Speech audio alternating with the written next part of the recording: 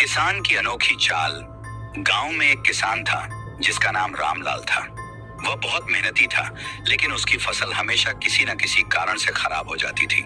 इस बार भी बारिश कम हुई थी और उसकी फसल सूखने लगी थी। गांव के बाकी किसान भी परेशान थे। एक दिन रामलाल के दिमाग में एक अनोखी तरकीब आई। उसने गांव के बच्चों को इकट्ठा किया और तुम मेरी फसल को रोज सुबह शाम गाना गाकर खुश करोगे तो यह फिर से हरी भरी हो जाएगी। बच्चे उत्साहित हो गए और रोज खेत में आकर गाने लगे। यह देखकर गांव वाले हंसने लगे। रामलाल को पूरा भरोसा था।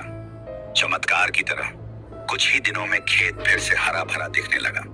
असल में बच्चे जब गाने आते तो उनके पैरों से मिट्टी हिलती और पौधों को नमी मिलने लगी। उनकी हंसी और खुशी ने पूरे खेत में नई जान फूंक दी। गांव वाले यह देखकर हैरान रह गए। जब फसल तैयार हुई तो रामलाल की मेहनत रंग लाई।